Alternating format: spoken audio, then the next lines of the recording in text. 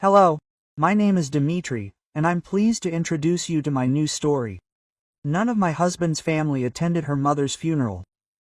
They were all celebrating my mother-in-law's birthday, choosing cake and champagne over saying their final goodbyes to the person who had considered them family for 7 years.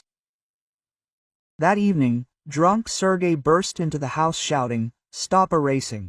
Your mother was already 1 foot in the next world. Let's add the money she was saving for the monument to my mother's car." Quote. This was the last straw. Marina could no longer tolerate such insolence. In the morning, she stood by the fresh grave in the pouring October rain, clutching a single bouquet of white chrysanthemums. Water dripped from her black coat, mixing with tears on her cheeks. The cemetery was deserted. Only she and the gravediggers, who had already left after filling the hole with earth.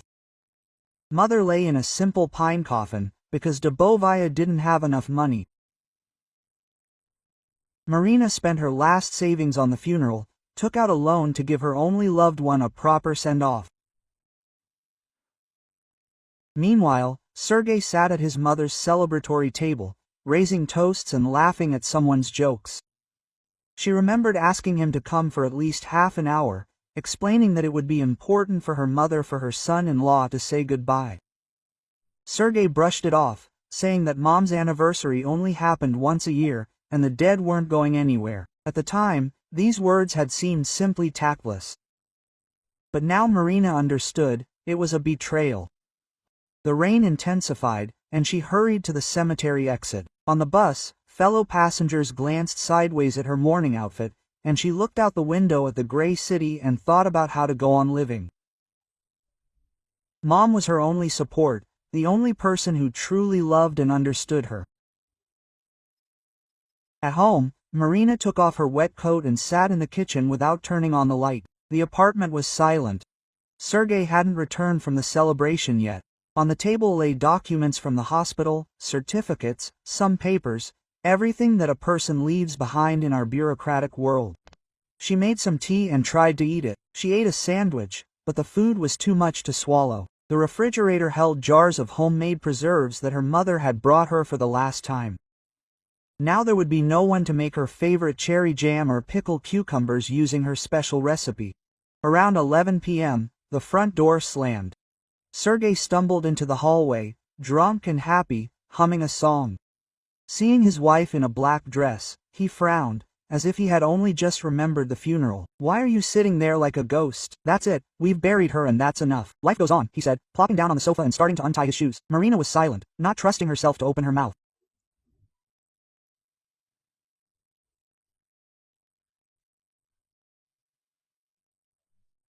Inside, she was seething with resentment and anger, but she tried to restrain herself. Sergei was drunk. Tomorrow he might apologize, say he didn't mean it that way. "And where's the money your mother saved for the monument?"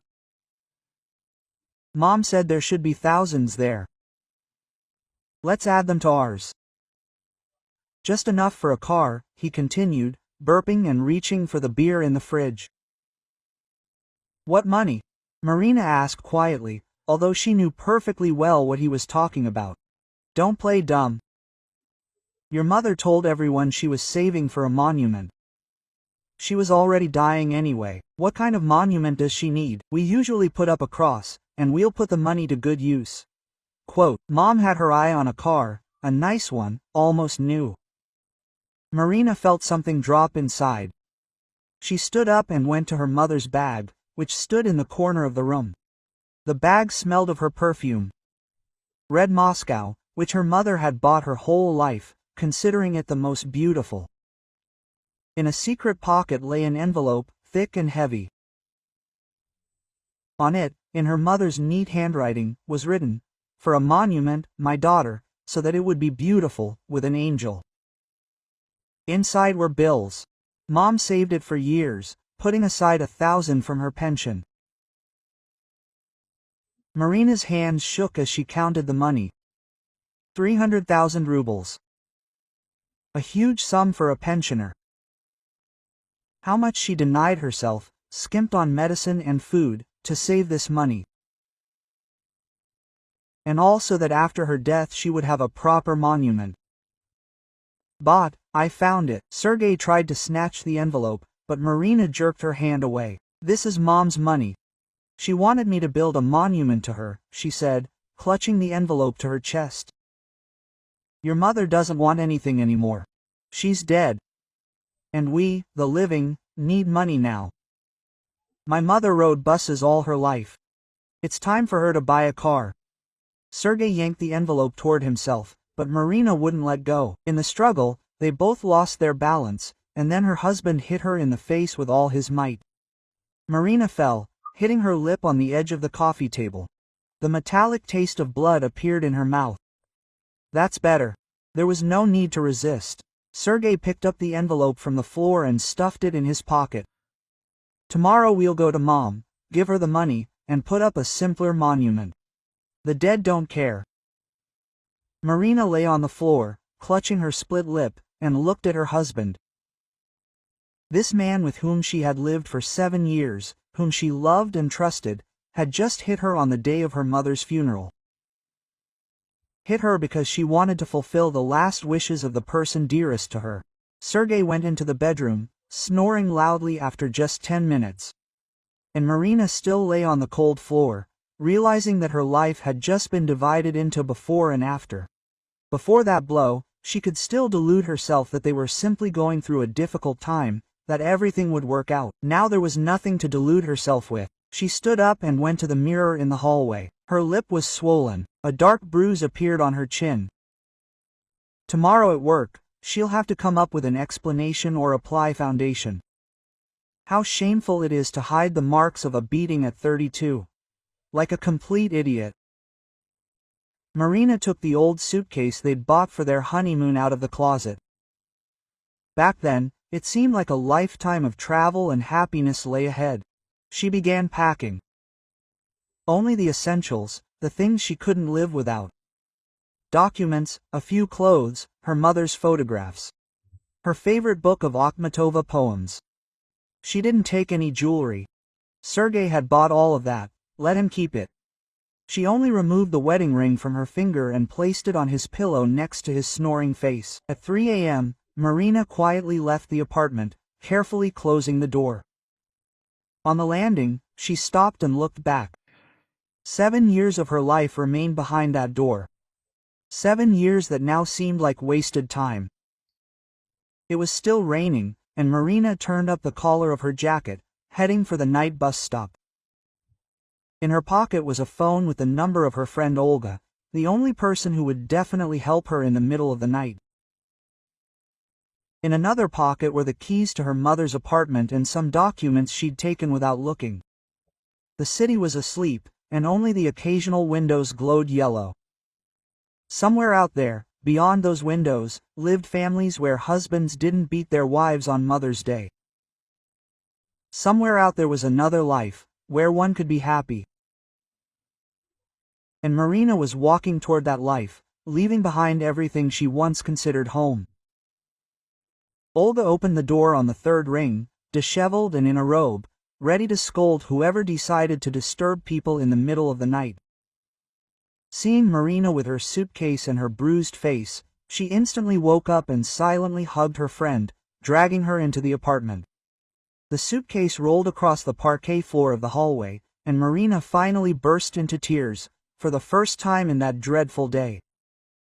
"Oh, my God, what did he do to you?" Olga gently touched her swollen lip, examining the bruise on her chin. Marina couldn't speak, only shook her head and sobbed, leaning against the shoulder of the only person who had accepted her without asking questions. Olga led her into the kitchen, put the kettle on, and took out the first aid kit, silently treating the wounds with hydrogen peroxide. "He stole my mother's money for a monument, saying that the dead don't care, but his mother needs a car more." Marina managed to squeeze out the words when the tears subsided a little. Olga clenched her fists so hard her knuckles turned white, but said nothing, simply pouring strong tea with cognac and sitting next to her. They sat in the kitchen until dawn, and Marina told her everything. about the lonely funeral, about the drunken husband and his demands, about the blow and the stolen money. That morning, Olga called her lawyer friend and asked him to come urgently. Viktor Semyonovich was an old schoolman, accustomed to various human dramas. But when he saw Marina's face, his eyes darkened with anger. "We'll get a divorce and sue for every penny," he said, taking the application forms from his briefcase. Marina brought her mother's documents from her suitcase, everything she had managed to grab in her haste. Viktor Semyonovich carefully studied the certificates, extracts, and some old papers, raising his eyebrows from time to time.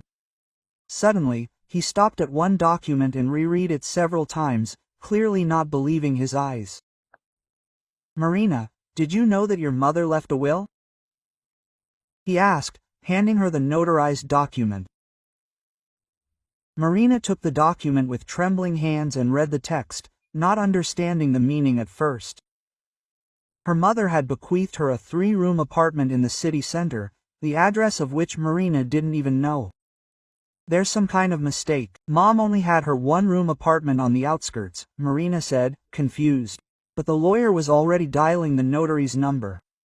After a short conversation, he hung up and looked at her in surprise. The apartment was real. The estimated value was 12 million rubles. "Your mother owned it for 5 years. Olga whistled and plopped down on a chair next to her friend. "Marin, you're rich. Where did your mother get such an apartment?" Marina shook her head, confused. "Mom always complained about her small pension, skimped on everything, and wore old clothes. Where could she have gotten an apartment worth 12 million?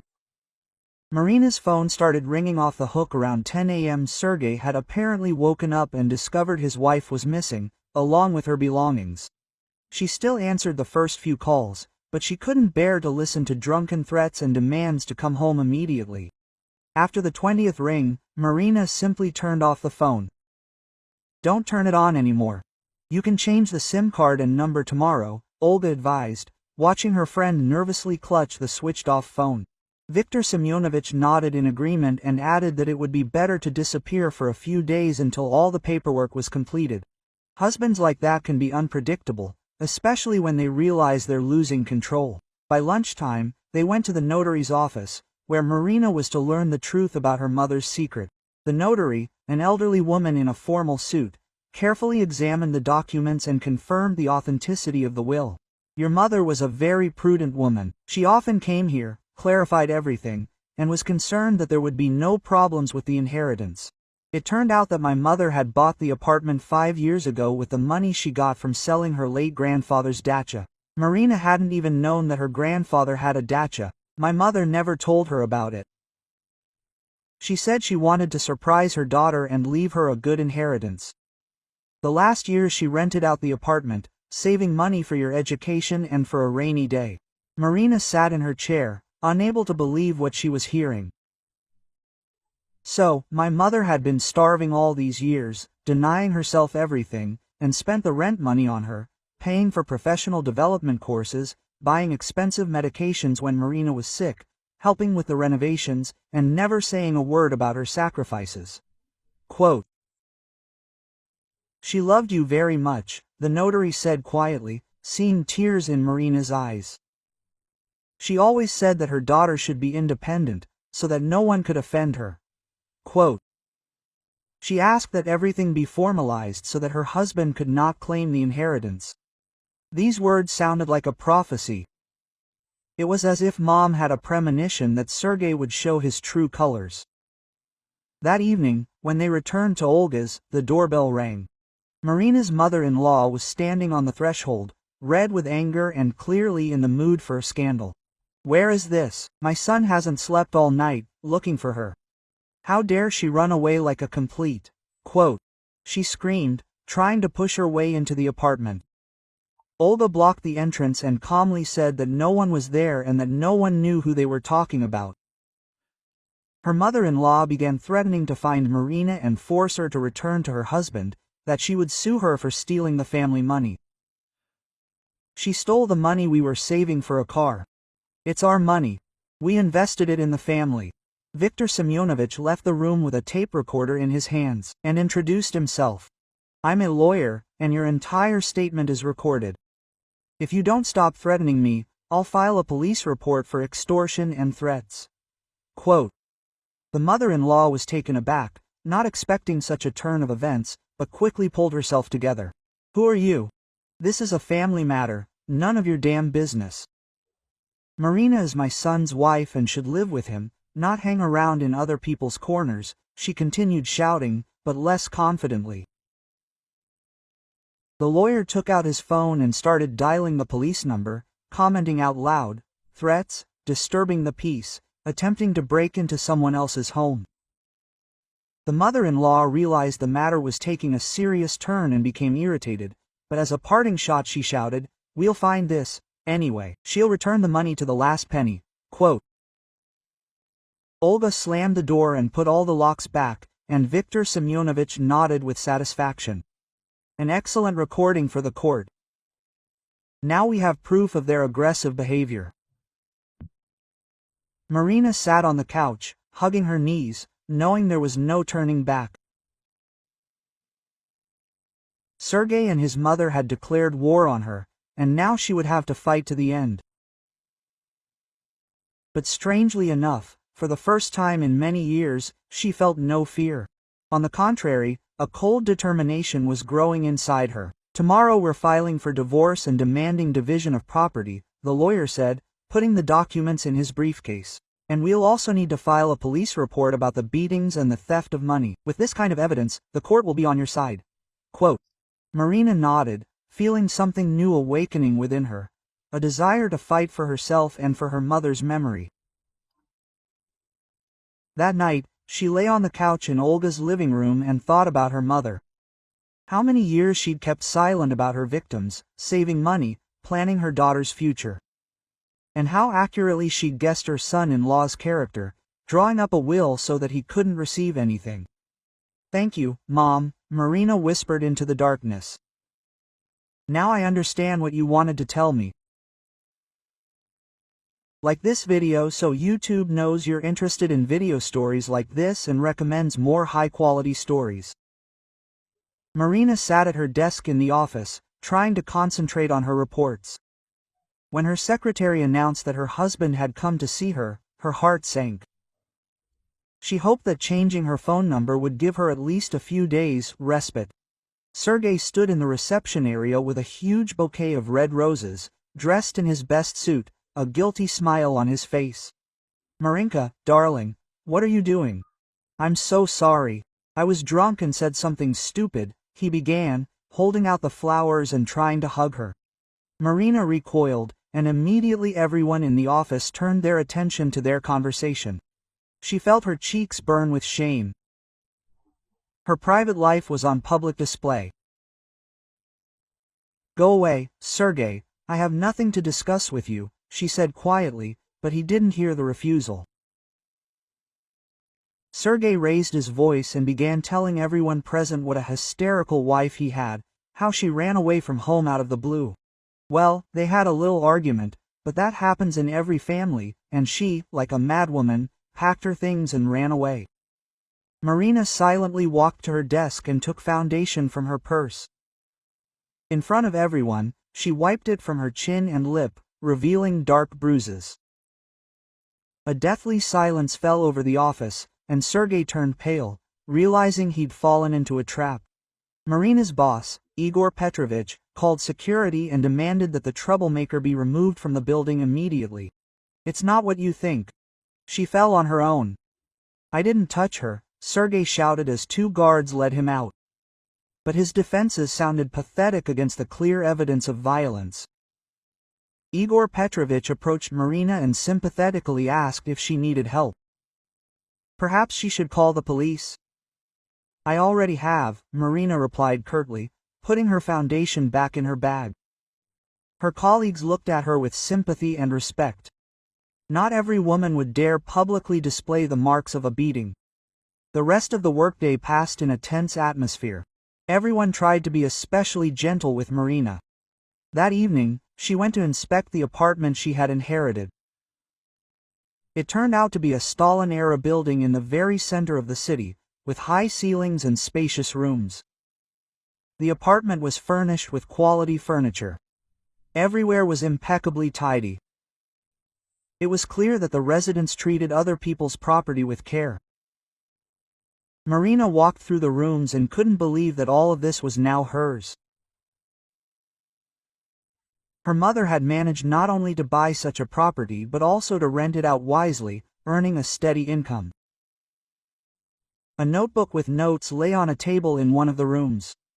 Mom meticulously kept track of her income and expenses, planned renovations, and recorded the tenants' wishes. On the last page of the notebook, Mom's handwriting was written for Marinka, telling her to be independent and never tolerate humiliation. A loving mother. Marina clutched the notebook to her chest and cried. Mom had foreseen everything that would happen and paved the way for her daughter's freedom. Even in death, she continued to protect her. Late that evening, as Marina was getting ready to leave, she heard the sound of breaking glass. Someone threw a stone at the living room window, and shards scattered across the floor. She looked out the window, but the street was empty. The hooligans had already disappeared. There was a note on the windowsill. "Give us back our money, or worse will happen." The next morning, Marina returned to the apartment with the alarm technician. Scrawled in red paint on the wall in the hallway was, "Thief, give me back what you stole." Apparently, the thieves had entered through the broken window and decided to leave their message. Marina photographed the inscription for her lawyer. This was further evidence of the harassment. The repairman installed not only an alarm system but also CCTV cameras in every room and in the entryway. "You have to be careful with neighbors like that," Ohm said, demonstrating how to use the system. Marina agreed. Now she knew what Sergei and his family were capable of, and she wasn't about to underestimate their aggression. The very next night, the cameras recorded more visitors. Marina's svekrovi brought her 2 sons, Sergei's brothers, burly men who work as movers. They methodically threw stones at the windows and tried to break down the front door, while their mother-in-law supervised the process, showing them the best aim. The recording was so clear that the faces of all the participants in the pogrom could be seen. Marina saved the video to a flash drive and sent a copy to her lawyer. Viktor Semyonovich was delighted with such a gift. Now they had irrefutable evidence of organized vandalism and threats. "We're filing a police report for group hooliganism and property damage," he said, studying the recordings. "We also demand compensation for damages and moral harm. Now let them explain their actions in court." Quote. Marina nodded, feeling her resolve to see this through to the end growing stronger. A week later, a court summons arrived. Sergei had filed a lawsuit for property division, demanding half of his wife's inheritance. Attached to the lawsuit were some receipts, alleging that Marina's mother had borrowed money from them for medical treatment. The handwriting resembled her mother's, but Marina immediately realized the documents were forged. Her mother had never borrowed money from them. On the contrary, "We ourselves helped them when Sergei had problems at work," she explained to the lawyer. Viktor Semyonovich carefully examined the receipts through a magnifying glass and shook his head. They were forgeries, and rather crude ones at that. The handwriting was imitated, but the paper was new, the ink was fresh. An expert would easily prove this. On the day of the trial, Marina was nervous, but tried to remain calm. Sergei came with a lawyer and his mother, who played the role of a grief-stricken mother-in-law. "She abandoned my son, stole our family money, and now she wants to take the entire inheritance for herself," she read, feigning righteous anger. The judge, a middle-aged woman with tired eyes, listened to both sides. Sergei explained how much he had invested in the family, how he had helped his mother-in-law, and how his wife had ungratefully abandoned him. His lawyer waved the forged receipts, demanding that the debt be acknowledged and that the client be given half of the apartment to pay off the debt. When Marina was given the floor, she stood up silently and she showed the court her bruises, which had not yet fully healed. Then Viktor Semyonovich turned on CCTV footage of her mother-in-law and her sons trashing the apartment. The courtroom fell silent. The image spoke for itself. Your Honor, my client is being systematically harassed and threatened by her ex-husband and his relatives, the lawyer said, presenting medical certificates of assault to the court. The receipts are forgeries, as confirmed by a handwriting expert. The plaintiff is attempting to seize property that rightfully belongs to my client. Quote. Sergei turned pale when the expert confirmed the receipts were forged. His lawyer attempted to object, but the judge had already made her decision. The claim was dismissed. Isa will be ordered to pay legal costs and a fine for providing false documents. Furthermore, the court will forward the materials to the prosecutor's office to initiate criminal proceedings for document forgery. As Marina left the courthouse, she felt relieved. She had won the first round, but she knew the war was just beginning. Sergei and his family would never forgive her for such humiliation and would definitely try to take revenge. But now she had money for good lawyers and evidence of their criminal actions. Now we're filing a counterclaim for moral damages, Viktor Semyonovich said, stuffing the documents into his briefcase. Beatings, threats, property damage, document forgery. We have sufficient grounds to demand substantial compensation. Quote. Marina nodded, realizing it was time to move from defense to offense. The call from Sergei's boss caught Marina off guard. She hadn't expected her ex-husband to lose his job due to family problems. Igor Petrovich, from her office, contacted the management of the construction company where Sergei worked and provided photographs of the beaten employee along with a copy of the police report. We can't employ someone who abuses women, the company director explained when Marina called him back to clarify the situation. We have corporate ethics and the company's reputation. If this gets into the press, we're finished. Quote. Sergei was fired that same day without severance pay, citing a violation of labor discipline. Marina wasn't happy about this news, but rather alarmed. Unemployed and embittered, Sergei was becoming even more unpredictable. Now he had plenty of time to make plans together and no obligations to restrain him. The first signs of a new attack weren't long in coming. Mutual acquaintances began acting strangely when meeting Marina, averting their eyes, muttering something unintelligible, and quickly leaving. The neighbor on the landing, whom they used to greet, now pointedly turned away and slammed the door. Olga told her that Marina's mother-in-law was calling all their mutual friends and spreading vile rumors. She said you deliberately drove your mother to death to inherit money. She said you denied her medicine and starved her, her friend indignantly reported. She also told everyone that you stole 300,000 rubles from them and are now hiding with your lover, Olga added, watching Marina's face harden with rage. The lie was so brazen and cynical it was breathtaking. They were trying to denigrate the memory of their deceased mother. Only people who have completely lost their humanity are capable of such things. Marina decided to visit her mother's grave, tidy up the mound, and consider her next steps. She bought white chrysa on the mums, her mother's favorite flowers, and went to the cemetery. Even from a distance, it was clear that something was wrong. There was debris strewn across the grave. As she approached, Marina gasped in horror. The temporary monument she'd erected immediately after the funeral was shattered. The marble angel her mother had so longed to see on her grave lay split in half.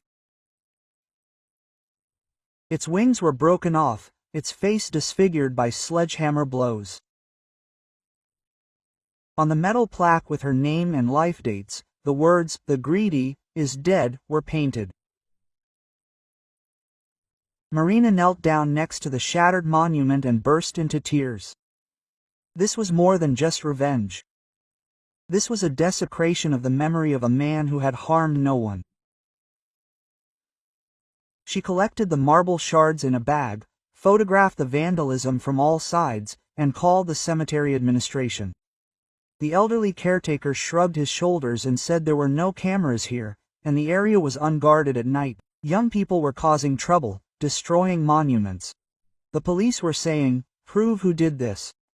Viktor Semyonovich listened to Marina's story and suggested hiring a private detective. "We need to gather dirt on your ex-husband. People like that don't live righteous lives. We'll definitely find something interesting." Marina agreed, realizing it was time to play by their rules.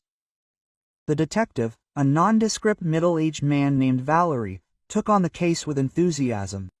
He questioned Marina about Sergei's habits, his friends, his favorite places. "We'll dig into his personal life. Usually, men like that have mistresses, debts, and some shady dealings." 2 weeks later, Valery brought back a whole folder of dirt.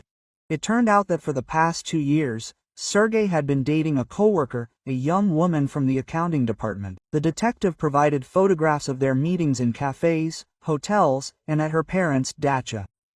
"This is especially interesting," Valery said, laying out bank transaction printouts on the table. "Your husband regularly withdrew money from the family card and transferred it to this woman. Over 2 years, about 400,000 rubles." Marina studied the documents, feeling her insides seethe with indignation.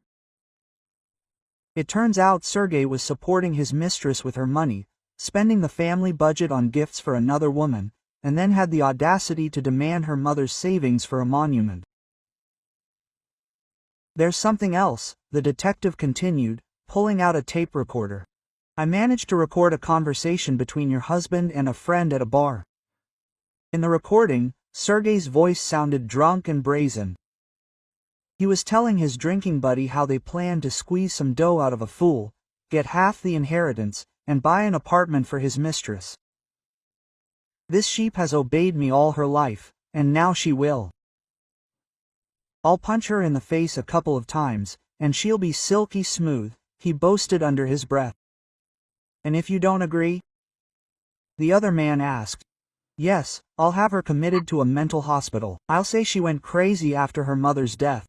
I'll get the necessary documents and find witnesses. And while she's recovering there, I'll transfer all the property to myself," Sergei replied. There was such confidence in his voice that Marina went cold. So, it had been a well-thought-out plan. Sergei didn't just want money, he planned to deprive her of her freedom, declare her insane, and seize her entire inheritance.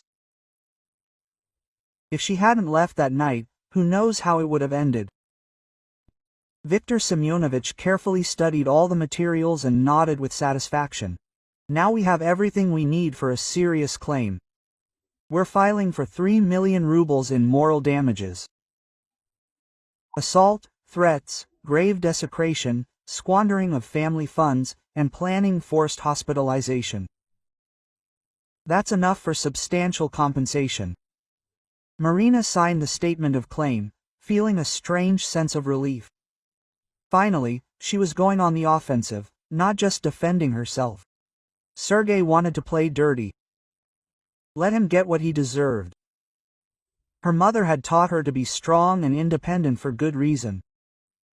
Judge Sergei looked worn and nervous. Unemployment and constant litigation were clearly not easy for him. His lawyer tried to challenge the authenticity of the recordings, claiming they were obtained illegally, but the judge overruled the objection. The recording was made in a public place, without violating privacy, she explained. Furthermore, the defendant himself had publicly discussed his plans. When the audio recording was played, silence fell over the courtroom. Hearing Sergei planning his wife's forced hospitalization made a strong impression on the judge. The photographs of the destroyed monument visibly infuriated the judge. "Desecration of a grave is a particularly cynical crime," she said, looking at the photographs of the defaced marble angel.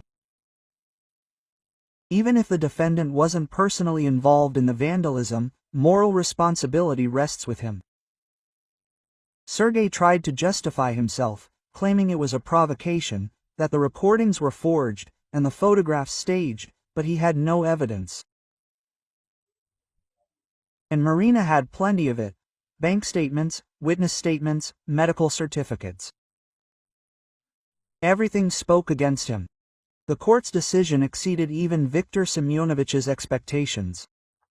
3 million rubles in compensation for moral damages plus reimbursement of all legal costs, taking into account the particular cynicism of the defendant's actions and the infliction of severe mental suffering on the plaintiff. The judge explained her verdict. Sergei turned pale upon hearing the amount. The unemployed man didn't have that kind of money, which meant he would have to sell his apartment or find other ways to pay. Marina looked at him without any pity. He himself chose this path, had brought the situation to the brink. As she left the courtroom, she felt as if an important chapter of her life was closing. Sergei was no longer a threat. He had become a debtor who would spend years paying compensation. And she could finally calmly begin to build a new life and honor her mother's memory. If you like this story, subscribe to the channel so you don't miss new videos. Sergei had been sitting in the Golden Anchor bar for 3 hours straight, drowning his sorrows in cheap vodka. The court's decision to pay 3 million rubles in compensation had turned his life into a nightmare. He didn't have that kind of money. He would have to sell his apartment, and he still had no work. The bartender eyed him warily, seeing how the customer was becoming more aggressive with each shot. "This has finished me off completely. She thinks she's smarter than everyone else, that she can humiliate me," he muttered, waving his glass and spilling alcohol on the bar. Seated nearby patrons moved away, not wanting to mess with the drunken brawler. The bartender had hinted several times that it was time to call it a night, but Sergei had no intention of leaving. Around midnight, he remembered he had the keys to his former employer's company car in his pocket. He was supposed to hand them over after leaving, but in the chaos he'd forgotten them and then decided to keep them. Let it be his little revenge on his former boss.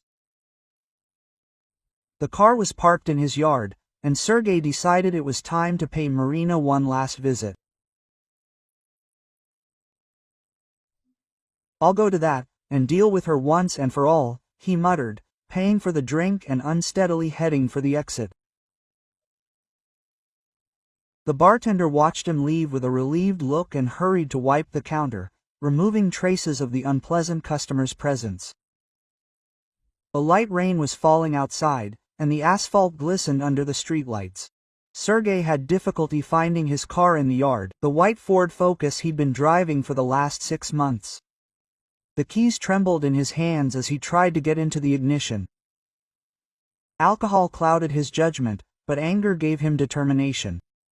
He would definitely get to Marina and tell her everything he thought about her behavior. The car didn't start right away. The engine sputtered and coughed, but finally started smoothly. Sergei drove out of the yard, almost hitting a car parked nearby, and headed toward the city center. He remembered the address of the car Marina had inherited: apartments. The detective he secretly hired provided this information before the trial. The road seemed endless. The streetlights blurred before his eyes, and oncoming cars blinded him with their headlights. Several times, Sergei almost pulled over, but each time he controlled the steering wheel at the last moment. Anger at his wife gave him strength. He imagined bursting into her apartment and demanding an end to this whole charade with the divorce and lawsuits. "She'll regret ever getting involved with me," he muttered, running a red light and ignoring the indignant honks of other drivers. Fragments of what he would say to Marina swirled in his head, about how she was an ungrateful brat, how she'd be lost without him, how he'd supported her all her life and was entitled to half of her inheritance. He drove through the intersection on Lennon Street at 70 kilometers per hour. Even though the speed limit here was 40, the traffic light was flashing yellow, warning of a change, but Sergei decided to push through.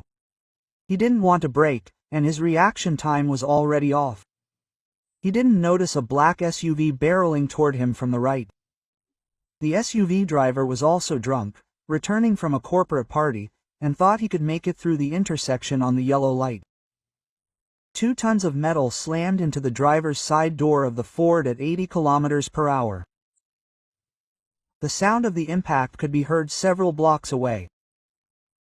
Metal screeched, glass shattered, plastic cracked and broke. Sergei's car spun around and skidded along the asphalt for about 30 meters. The driver's side door was crushed so badly it couldn't be opened. The roof buckled, and the windshield was a web of cracks. Sergei hung unconscious from his seatbelt. Blood flowed from a cut on his forehead. The first witnesses to the accident called an ambulance and the traffic police. The Jeep driver suffered bruises and a concussion. His vehicle was heavier and more sturdy, and the impact didn't hit him. Sergei had to be cut out of the mangled interior with special tools. Rescuers worked for over an hour, fearing spinal damage. The paramedic examining the victim shook his head somberly. He had a compression fracture of the spine in 3 places. Possible spinal cord injury and multiple rib fractures. "Take him to neurosurgery, and quickly," he commanded, helping load the stretcher into the car. The prognosis was grim. Even if Sergei survived, he would never walk again. At the hospital, he was immediately taken to the operating room. Surgeons worked for 6 hours, trying to stabilize the vertebral fractures and stop the internal bleeding. Sergei's mother rushed in as soon as she learned of the incident and sat in the hallway all night, praying and crying. The operation was relatively successful. His life was saved, but the doctors couldn't guarantee that he would regain motor function. The spinal cord damage was too severe, the neurosurgeon explained. Perhaps, with time, feeling in the legs will return, but walking is unlikely. Marina's mother-in-law paced the hospital corridors like a hunted animal. Her son, her only support and hope, lay paralyzed, and there was a catastrophic shortage of money for treatment. Insurance did not cover the costs of rehabilitation, and state healthcare could offer only the bare minimum. She dialed Marina's number, which she had begged from a mutual friend. Her hands shook as she dialed the numbers, and her voice broke with sobs. Quote, "Marina, it's me, Sergei's mother. He was in an accident, a very serious one. The doctors say he could be disabled for life." Marina listened to her mother-in-law's cries and felt a strange emptiness inside. She felt neither joy nor regret, only weariness from this whole story. Quote, "I'm so sorry," she said neutrally, without putting any emotion into her words. "You have to come. You are his wife, after all. He needs support," his mother-in-law screamed into the phone. But Marina already knew her answer. "I'm filing for divorce next week. We're not a family anymore." Quote, she hung up without listening to the rest of his hysterical screams. The insurance company refused to pay compensation after learning the driver was intoxicated.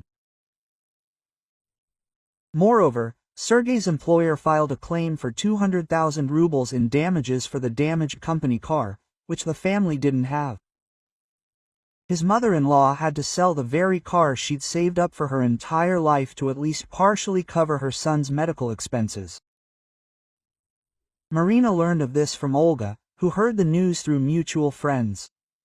"They say his mother sold the car and is now taking out loans for rehabilitation. What a shame," her friend said. "And she also tells everyone how heartless you are for abandoning your husband in his time of need." "Let him tell the story," Marina replied indifferently, leafing through the pages of a monument catalog. She was choosing a new marble angel for her mother's grave, just like the broken one, only even more beautiful. She had the money for it, and she couldn't care less what anyone thought. Viktor Semyonovich warned her that the accident wouldn't cancel the court's decision to pay compensation. He'll still have to pay $3 million. Disability has nothing to do with it, the lawyer explained. True, it'll be more difficult now. You can't recover much from a disabled person, but you'll still have to sell the apartment. Quote. Marina nodded, realizing that justice had triumphed in the most unexpected way. Sergei had wanted to ruin her life, but he'd ruined his own. Now he would pay for his cruelty for years with money, health, and loneliness. She felt no schadenfreude as she looked at the ruins of someone else's life. She simply understood that each person chooses their own path and is responsible for the consequences. Sergei chose the path of violence and humiliation, and he got what he deserved.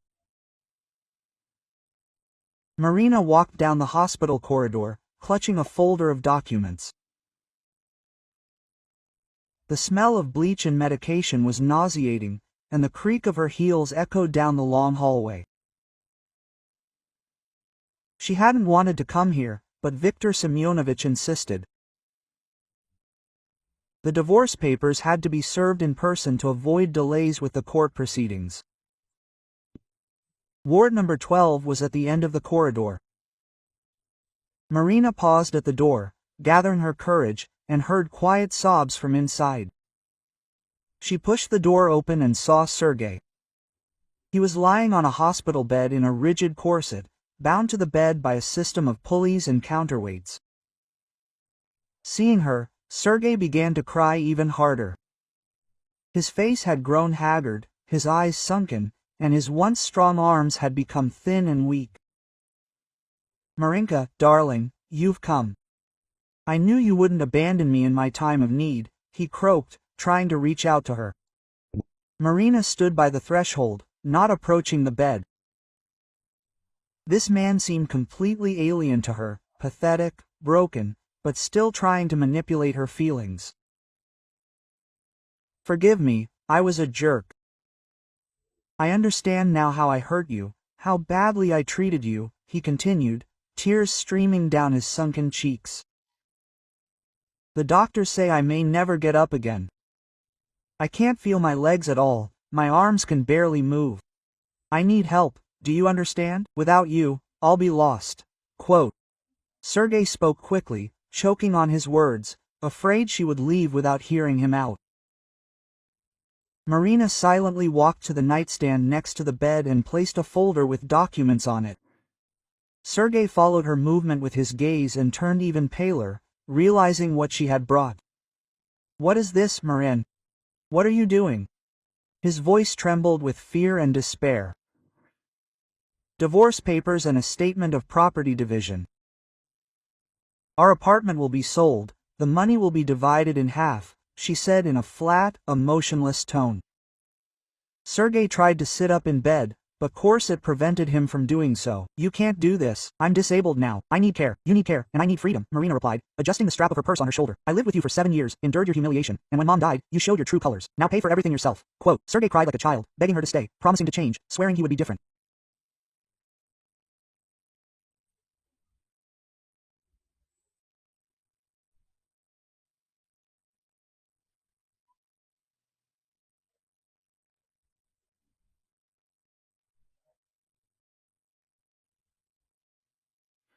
But Marina no longer heard his words.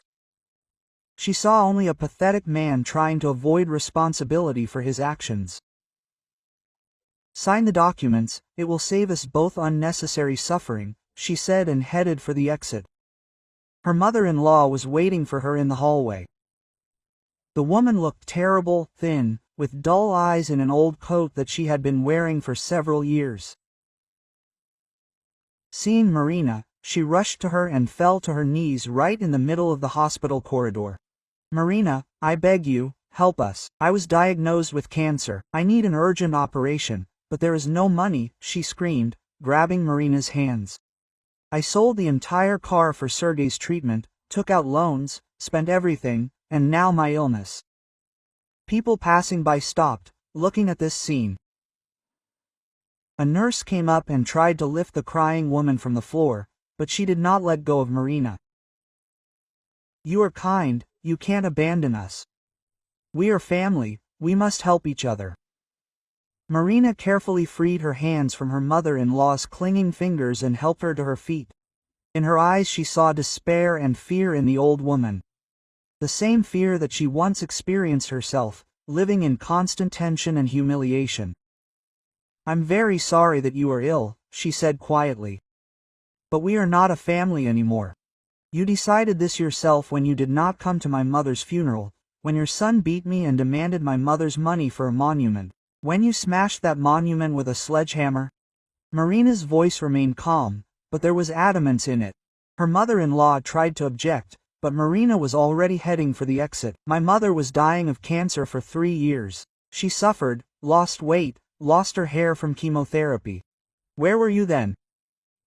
Celebrating your birthday, while I buried her alone, she said without turning around. At the exit from the hospital, Marina stopped and took a deep breath of fresh air. It was strange to feel relief after such a conversation, but she really felt a heavy burden lift from her shoulders. This chapter of her life was finally closed. She got in the car and drove to the cemetery. The new monument was already ready. A marble angel with outstretched wings, exactly as her mother had wanted. The craftsman had made it even more beautiful than before, and now the white marble shone in the sun, a symbol of purity and eternal love. Marina placed a bouquet of white chrysanthemums next to the monument, her mother's favorite flowers. She stood by the grave and thought about how much had changed in these months.